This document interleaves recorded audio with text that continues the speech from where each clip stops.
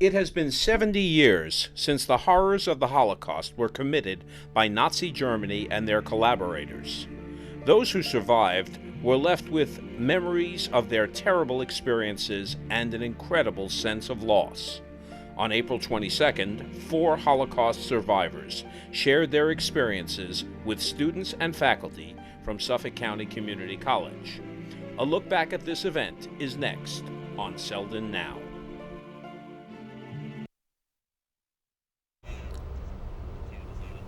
Good morning and welcome to a special edition of Selden Now. I'm your host, Donald Wooten, and I'm joined today by Professor Stephen Schrier, the Executive Director of the Suffolk Center of the Holocaust, Diversity, and Human Understanding. Good morning, how are you? Good morning, Don.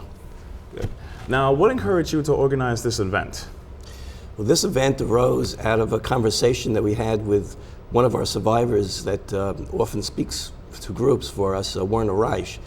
And we've had a number of survivors over the years come to the college or come to programs that we're doing at high schools and to give their first-person testimony as to what transpired. But we kind of came to realize that they each had really a different story to tell and a different perspective on what happened. And so it kind of came up that why don't we have more than one survivor speak at a time in order to highlight the fact that the experiences were different during the Holocaust. Mm-hmm. Now, I understand at Suffolk County Community College, we also have an exhibit that displays a bunch of Holocausts and like the museums and stuff like that. So can you tell us about that? Sure. We have probably the largest and most extensive collection on Long Island of original artifacts on the Holocaust, and includes photographs, includes original newspapers, books, documents, and it was all mostly donated by one individual, some 13, 14 years ago. Mm-hmm. Interesting. Now, also to touch more on the exhibit. Now, do you believe that all the stuff that's located inside this exhibit has significant value? Well, there is always that tendency that as time goes on from an event, there is a tendency to alter one's view of it. The public may start to deny it because it seems so implausible to have happened.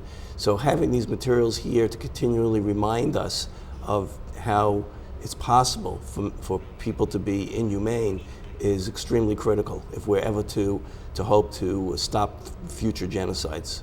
Right, amazing. Now, we actually have a video from the conversation among the survivors event. So let's take a look at that video. Hannah Robinson, Werner Reich, Anna Bleiberg, Ruth Minsky Sender, all Holocaust survivors. There was a big turnout for this special event. We had escaped Germany when I was 5 years old. We felt anti-Semitism every day. On the walls of the buildings there were slogans: Jews go to Palestine, don't buy by the Jews, don't be friends to the Jews. We, not only I, but my parents and even my grandfather had non-Jewish friends. And they came across beautifully, wonderful. If not for them, I wouldn't be here today. What I absolutely cannot remember is saying goodbye to my mother and my brother and my grandmother and my grandfather. That's gone. You know, the people here today, the 4 survivors who we invited to join us today, you know, they put a lot of effort into their educational activities, and they do it freely because they really want a community to be better. So let that be peace for the world, peace for Israel, peace for mankind, and I'll say amen to that.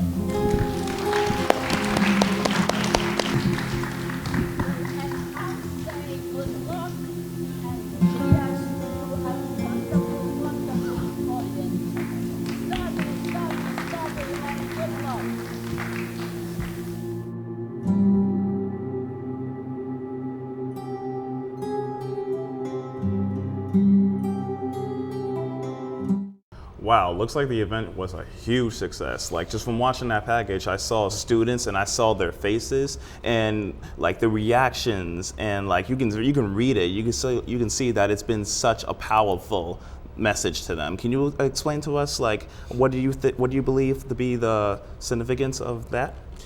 You know, we think this is an important age to reach students. You know, middle school, high school, community college age is, you know, when they're still forming their values, and so we want to reach as many people as we can at that time. Not only was this seen by the audience that was present in the theater, but it was also webcast to several school districts, and so it reached several hundred other students at the same time.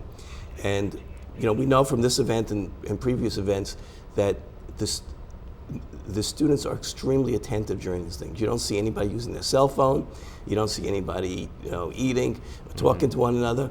You know, they are rapt attention on those speakers. So even though there's this tremendous age difference, they recognize the importance of listening to what is going on, and there's an emotional reaction that, you know, we see it afterwards. They all want to go up and hug those survivors after.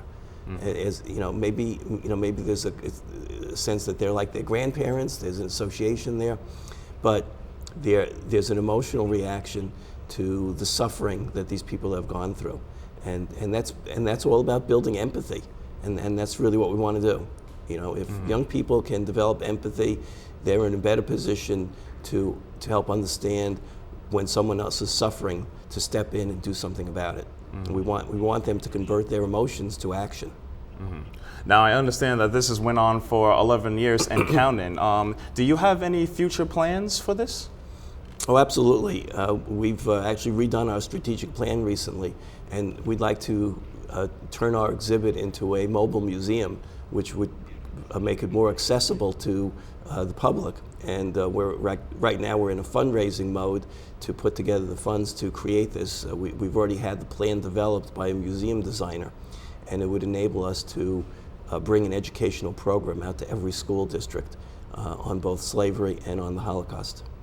That's amazing. Well, I look forward to the future holds for this event. Now, I want to thank you that's all the time we have today. Thank you for tuning in to this special edition of Sell the Now. I always like to give a big thanks to Professor Schrier for joining us today. I'm your host, Donald Wooten, and we'll see you next time right here on Sell the Now.